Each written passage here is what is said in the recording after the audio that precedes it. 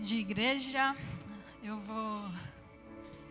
vou compartilhar aqui algo que eu tenho pensado bastante nos últimos tempos. Acho que essa mensagem parte de alguns pensamentos, de alguns incômodos. Acho que Deus tem trabalhado certas coisas no meu coração para me tirar de algumas zonas de conforto e trazer equilíbrio. E o tema dessa mensagem é mais compromisso, mais revelação. E o ponto de partida de tudo isso, né? Acho que, como a maioria aqui sabe, no último ano eu tenho vivido intensamente a maternidade. Eu tenho uma filha de 1 ano e 2 meses. Mas nos últimos dias eu tenho refletido muito a respeito de priorização. Até eu vi esses dias no Instagram um videozinho que expressou um pouco do meu sentimento. A Carmen, esposa do pastor Elton, compartilhou. E o videozinho dizia assim: ser Marta é preciso, é necessário. E aí mostrava um monte de tarefas que fazem parte do nosso dia a dia. Mas o vídeo concluía dizendo: porém, ser Maria é inegociável. Ou seja, estar aos pés de Jesus, estar na presença de Deus, isso é inegociável. As nossas tarefas, as nossas atividades, elas são importantes, são necessárias, é preciso. Porém, estar aos pés de Jesus é inegociável. E é sobre isso que eu tenho pensado. Talvez muitas vezes eu troco o inegociável pelo que é preciso. E eu não estou dizendo aqui que a maternidade não é importante, a maternidade é prioridade. Numa lista de compromissos, com certeza a maternidade está no topo. Qualquer pessoa aqui vai entender se eu cancelar uma agenda, se eu cancelar alguma coisa, porque eu precisei atender minha filha. Até o meu chefe entende que se a escolinha ligar falando que ela passou mal, ele fala: não, pode deixar o trabalho aqui, vai lá, pode ir lá buscá-la. Então, a maternidade é sim prioridade. Eu entendo que talvez hoje seja um dos meus principais ministérios. Porém, a questão aqui, o problema é quando as atividades da maternidade, a maternidade se torna uma justificativa, uma desculpa para que eu não ore mais, para que eu não estude mais a palavra, para que eu não tenha mais tempo com a presença. Esse é o problema. E eu acho que esse é o grande desafio da nossa vida, é ao longo das diferentes estações, dos diferentes momentos, nós sermos capazes de colocar as coisas na ordem correta, de nós mantermos as nossas prioridades na ordem certa. Eu acho que esse é o grande desafio. Porque quando vem uma mudança, não sei se você já teve essa sensação de viver momentos muito bons com Deus, de busca da presença, e aí parece que a vida muda, e isso muda também. Às vezes, quando a gente vive algo novo, a gente foca tanto naquilo, a gente vive aquilo tão intensamente que a gente troca a ordem de prioridade das coisas. E muitas vezes na nossa cabeça são justificativas plausíveis, honestas. E Jesus, quando ele fala da parábola do grande banquete, ele cita, né, exemplifica o motivo daqueles que negaram o convite de participarem do banquete do reino de Deus. E olha só o que Jesus fala em Lucas, capítulo 14, do verso 18 ao 20, se você puder abrir sua Bíblia, em Lucas.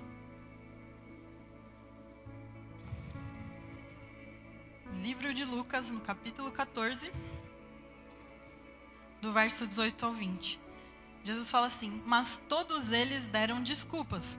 Um disse: acabei de comprar um campo e preciso inspecioná-lo. Peço que me desculpe. Outro disse: acabei de comprar 5 juntas de bois e quero experimentá-las. Sinto muito. Ainda outro disse: acabei de me casar e não posso ir. Olha só. As desculpas aqui citadas por Jesus aos nossos olhos são justificativas plausíveis. Eles estavam trabalhando, fazendo negócio, se casando.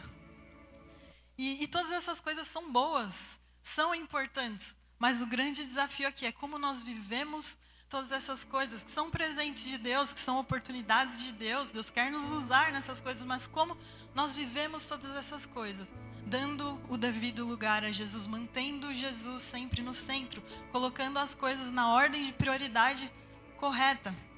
E eu falei aqui sobre a maternidade porque é o meu exemplo, mas talvez você saiba aí aquilo que tem sido a sua prioridade e talvez tenha se tornado uma justificativa, uma desculpa para que você não gaste tempo com Jesus, para que você não gaste tempo com a presença de Deus. Talvez o seu trabalho, o seu momento profissional tenha sido intenso. Ou talvez você esteja envolvido demais com algum projeto que está a todo vapor. Ou talvez você esteja focado no seu casamento. Eu estou lutando pela minha família, eu estou gastando todo o meu tempo com meu marido, com os meus filhos, e tudo isso é bom. Tudo isso é importante. Mas como tem ficado aquilo que é inegociável? O que é inegociável e como você tem lidado com o inegociável? Dizem que Martinho Lutero ele falou essa frase, não sei se é verdade, mas ela ilustra bem o ponto aqui como exemplo. Mas dizem que ele falou assim: eu tenho tanta coisa para fazer hoje que passarei as 3 primeiras horas em oração. Essa frase ela soa até irônica, porque quanto mais coisa a gente tem para fazer no nosso dia, acho que o primeiro prejudicado é o nosso tempo de oração. E esses dias também eu ouvi uma história, um pastor contou essa história e acho que também ilustra bem o que eu estou querendo dizer aqui. Ele contou de um pastor na Coreia que ele tirava um tempo lá no trabalho dele da igreja em oração na sala dele. E ele pediu para a secretária da igreja: olha, toda vez que eu estiver em oração, por favor, não me interrompa. Se chegar alguém aqui me chamando, se alguém ligar, fala que eu não posso atender quando eu estiver no meu momento de oração. E certo dia ele estava orando e o presidente ligou para ele, o presidente do país. E a secretária, conforme a orientação, ela falou: olha, agora ele não pode te atender. O presidente falou: tudo bem. Só que aí depois de uns dias, a esposa do presidente era membro da igreja. E ela foi lá tirar satisfação com ele: pastor, como que você não atendeu meu marido? E ele falou: olha, eu estava no meu momento de oração, nesse momento eu não atendo ninguém. Aí ela falou: tá, mas ele é o presidente. E o país lá tem toda uma cultura de honra. E aí ele falou: tá, mas eu estava falando com aquele que governa sobre todo o universo, aquele que reina sobre todas as coisas. Então essa história, ela ilustra o tipo de mentalidade que nós precisamos ter para que a gente priorize as coisas da forma correta. O tipo de entendimento que nós precisamos ter. Nós precisamos valorizar quem Deus é. Nós precisamos valorizar aquilo que Deus fez. Nós precisamos valorizar a graça de Deus. E aí você pode me perguntar: como assim valorizar a graça? A graça não é de graça?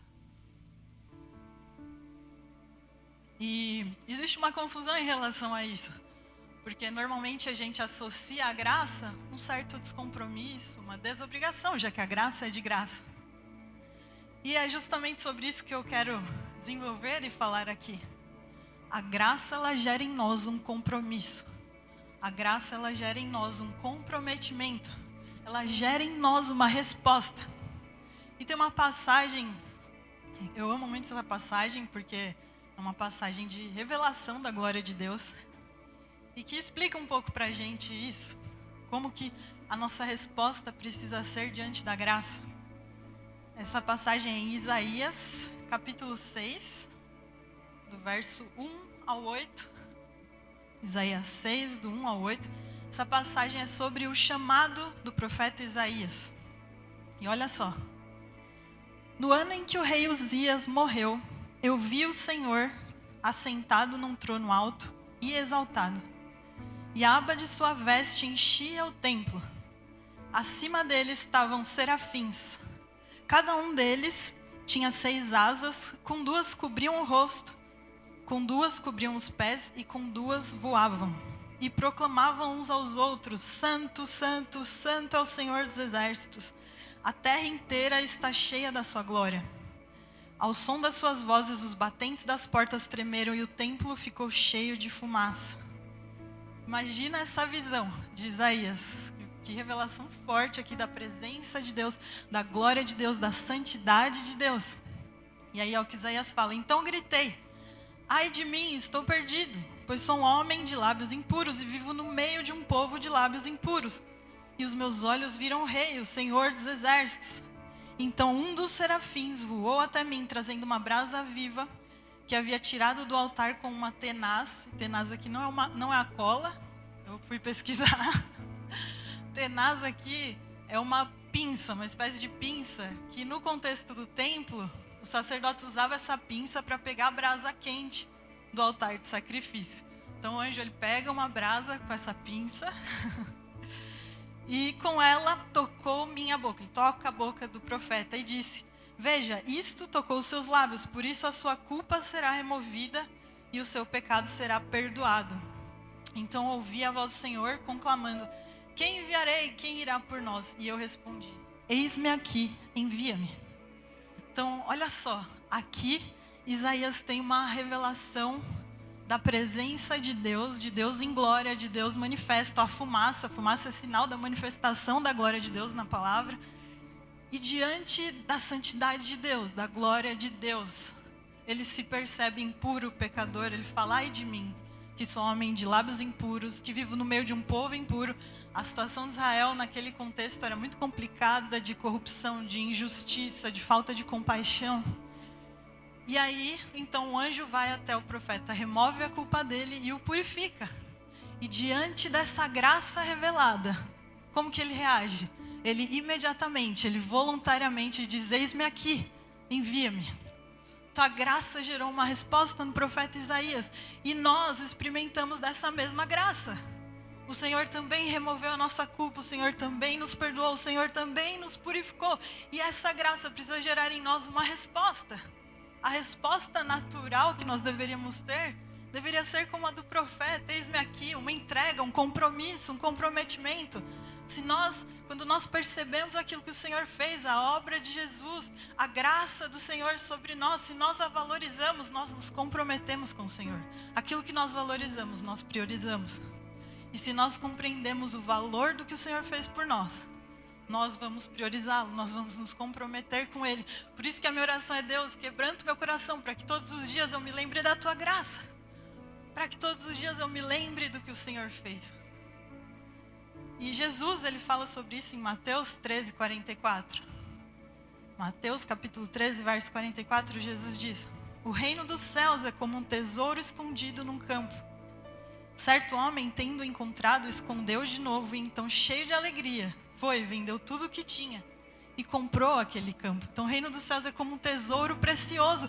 Quando nós compreendemos o reino de Deus, a graça de Deus, o perdão de Deus, nós percebemos que ela vale mais do que tudo que nós temos. Nós colocamos Deus no top 1 das nossas prioridades. Por isso que nós precisamos desse entendimento, dessa mentalidade. E aquilo que Deus fez por nós, realmente nós acessamos o reino, nós acessamos a purificação, o perdão de forma gratuita. Não há nada que nós possamos fazer para merecer a graça, para merecer tudo isso. É pela graça. E o fato de nós não merecermos não significa que Deus não mereça toda a nossa devoção, toda a nossa honra, toda a nossa entrega, toda a nossa devoção. E Deus deseja essa interação. Desde o princípio, Deus sempre desejou uma interação com a humanidade. Quando Deus escolhe o povo de Israel, o povo de Israel se torna o seu povo amado, o seu povo escolhido. Deus estabelece uma lei, porque Deus, ele queria interagir com esse povo, ele queria que aquele povo o amasse. Ele queria que aquele povo expressasse os princípios dele, os valores dele, expressasse o caráter dele. Deus, ele deseja essa interação com a graça dele, com o amor dele. É fato que ele nos amou, é fato que ele nos valoriza. Mas quando nós nos comprometemos com Ele, quando nós o priorizamos, nós expressamos que nós o valorizamos também. Amém? E... deixa eu tomar uma...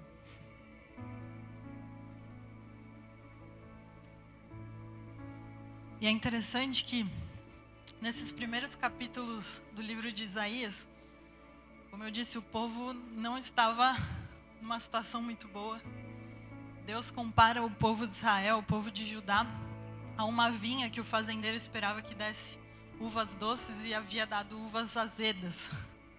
Porque justamente Deus esperava que o seu povo amado, aquele povo que ele amava, que ele desejava inclusive resgatar e salvar, mesmo diante de tanta corrupção, de tanta desobediência. Deus, ele fala sobre esse povo, e ele fala inclusive que as celebrações do povo de Israel naquela época estavam vazias da presença dele. Por quê? Porque o povo fazia por religiosidade, sem amar a presença, sem buscar, sem o temor, sem o compromisso com a presença dele. Então Deus se ausentou das próprias celebrações que ele havia instituído. E esse é o ponto. Muitas vezes nós podemos viver planos de Deus, nós podemos viver um ministério, nós podemos viver a maternidade, a paternidade, um casamento. E tudo isso sem a presença de Deus, por não estarmos comprometidos com ela, porque não a priorizamos. E o último ponto que eu gostaria de entrar aqui para compartilhar é que quanto mais nós nos comprometemos, quanto mais nós estamos comprometidos com a presença, comprometidos com o Senhor, com essa mentalidade que prioriza o Senhor, mais revelação nós temos. Que é o tema da mensagem. Quanto mais comprometidos, mais revelação. E falando sobre o profeta Isaías. O profeta Isaías foi um homem que se comprometeu. Quando ele faz essa entrega e ele diz, eis-me aqui, ele se compromete com um ministério muito complicado. Ele seria mensageiro de Deus em tempos difíceis. Em tempos onde o povo estava distante de Deus, ele precisaria comunicar mensagens difíceis.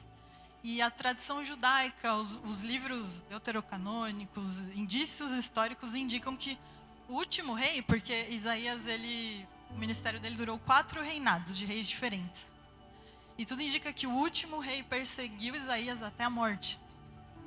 E diz a tradição aí, né, judaica, mas que ele foi cerrado ao meio. Então ele foi perseguido até a morte. Um homem extremamente comprometido, mas ele foi um homem que teve uma revelação diferenciada de Deus. O livro de Isaías é considerado um dos livros com mais profecias messiânicas, com mais profecias a respeito de Jesus, o Messias. Tanto que o livro de Isaías é considerado um evangelho no meio do Antigo Testamento, porque ele falava muito a respeito de Jesus. Jesus, certa vez no templo, ele abre as escrituras e ele lê um trecho do livro do profeta Isaías e ele fala, essa passagem aqui é sobre o meu ministério. Então Isaías, um homem comprometido, um homem que entregou, mas um homem que teve grande revelação. Ele trouxe mensagens de Deus a respeito da época dele, sobre coisas que futuramente aconteceriam e aconteceram. Ele profetizou sobre Jesus e Jesus cumpriu todas as profecias. Por isso que nós cremos que Jesus é o Messias. Todas as profecias messiânicas se cumpriram na pessoa de Jesus. E indícios históricos também nos trazem que a igreja primitiva não tinha Bíblia organizada como nós temos hoje, né? A gente hoje tem acesso já a tudo ali juntinho, completo, a coleção, as cartas. Mas na época da igreja primitiva isso não existia. E dizem que os cristãos na igreja primitiva usavam o livro de Isaías para evangelizar. Então olha só o valor aí da revelação que Isaías recebeu e a importância dele. Ele teve também revelações escatológicas, coisas que nós cremos que acontecerão ainda, estão contidas no livro de Isaías. Um homem comprometido, com grande revelação. E montando essa mensagem, eu me lembrei de mais um personagem bíblico muito comprometido e que também teve revelação diferenciada. E esse homem é o profeta Daniel. Até o Leozinho ministrando aqui, ele falou, né, que Deus levante mais Daniéis comprometidos. E a história de Daniel é muito interessante, porque, como eu estava falando, né, o grande desafio é nós priorizarmos, fazermos do Senhor, de Jesus, o centro nas diferentes estações da vida. E Daniel se mostrou uma pessoa comprometida, fiel em diferentes estações da vida. A gente conhece bem a história de Daniel, e quando ele chega no palácio, primeira atitude dele, né? Daniel ele foi com um grupo seleto ali, porque ele tinha linhagem nobre.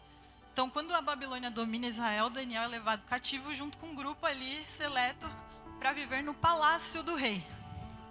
E a primeira atitude de Daniel é ele nega ali a comida que foi oferecida para ele. Foi oferecida a comida, as iguarias do rei, o vinho. E Daniel ele já ali decide não se contaminar. E Daniel nessa fase aí, estudos indicam que ele tinha entre 14 e 17 anos. Eu até fui ver, né? Por que Daniel considerou a comida, as iguarias do rei, como uma comida contaminada? E por vários motivos. Muito provavelmente nessas iguarias vinham elementos que pela lei mosaica eram considerados impuros. Muito provavelmente o preparo também era feito de uma maneira impura, segundo a lei mosaica. E também, no contexto cultural da Babilônia, era muito comum que o alimento fosse oferecido a ídolos antes de ser consumido. Então, Daniel não queria participar de uma prática idólatra, pagã. Então, logo ali, ele já arruma um pretexto e ali, pelo risco de sofrer algum tipo de retaliação, ele procura o chefe e fala: olha, eu não vou me alimentar disso. Com entre 14 e 17 anos. Então a gente vê ali Daniel, numa situação totalmente adversa, se posicionando. E aí, mais pra frente, todo mundo conhece a história de Daniel na cova dos leões. E a gente, pelo menos eu, criança, assistia desenho, o Daniel era o mesmo, o que estava ali negando a comida do rei e o que ia para a cova. Mas, quando o Daniel ele é condenado à cova dos leões, ele tinha já entre 70 e 80 anos ou mais. Ele já era um idoso. E a gente vê ele em diferentes estações, em diferentes reinados, reis diferentes, situações históricas diferentes, idades diferentes.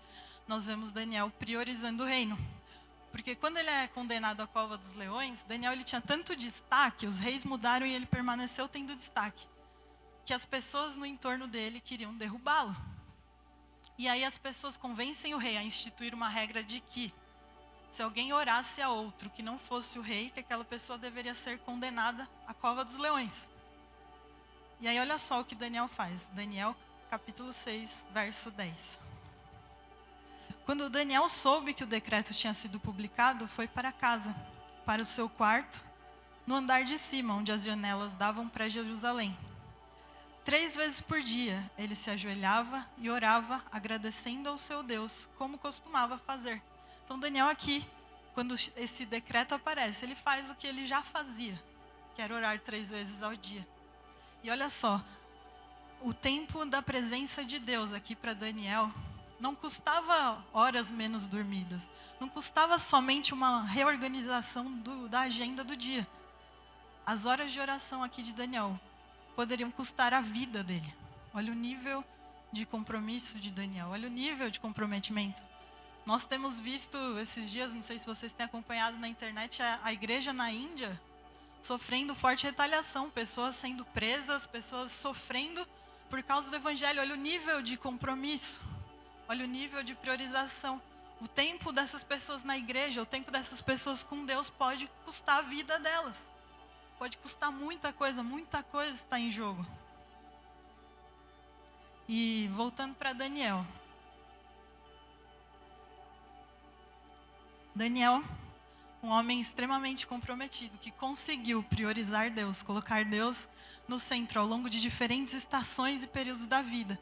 Ele experimentou uma revelação diferenciada. Daniel teve muitas visões, e pelo que a palavra descreve, num nível muito grande de detalhamento. E Daniel ele se diferenciou dos demais profetas, porque a revelação que ele teve não foi específica só para Israel. Muitos profetas foram levantados para trazer palavras para o povo de Israel. Mas Daniel ele teve visões sobre o curso da história mundial. Daniel teve visões e revelações escatológicas. Então Daniel, um homem comprometido em diferentes idades, em diferentes circunstâncias, que permaneceu fiel, comprometido, priorizou o Senhor em todo o tempo. Um homem que teve grande revelação. E quanto mais nós nos comprometermos, mais revelação nós vamos ter. E voltando para a nossa vida, para as circunstâncias que nós vivemos, muitas vezes eu estou buscando ser a melhor mãe através do meu ativismo. Eu acho que eu vou ser a melhor mãe através daquilo que eu posso fazer. Quanto mais eu fizer, melhor eu vou ser, mas será que é disso que eu preciso? O que nós precisamos é de mais revelação. Muitas vezes o que eu preciso para ser a melhor mãe é mais presença de Deus, é mais revelação de Deus, é mais discernimento de Deus sobre a minha vida. Então, às vezes, você acha que no seu trabalho, para você ser uma melhor pessoa, um melhor filho, um melhor marido, um melhor profissional, você vai resolver tudo isso com aquilo que você precisa fazer, e aí a gente vai trocando a ordem de prioridades, sendo que, na verdade, tantas vezes é um tempo ali na presença do Senhor, em que a revelação acontece, e aquilo que a gente realmente precisa clareia na nossa mente. Então, que a gente possa valorizar a presença. Em primeiro lugar, porque isso é uma resposta natural, é uma consequência natural quando nós compreendemos o que Deus fez por nós. Mas e quanto mais nós buscarmos, mais Ele se revela a nós. Quanto mais eu busco, quanto mais eu conheço a Deus, mais Ele se revela, mais Ele revela quem eu sou. Porque na presença do Criador nós mais descobrimos a respeito de nós e dos nossos propósitos e daquilo que a gente realmente precisa fazer. E aí a gente para de fazer o que a gente não precisa às vezes. para que a gente faça o que a gente realmente precisa. Então, que a gente não troque o inegociável, que a gente consiga, frente às situações, frente às circunstâncias, guardar o nosso coração, buscar discernimento de Deus, buscar mais revelação de Deus. Amém? Você pode ficar de pé, vamos orar juntos sobre isso.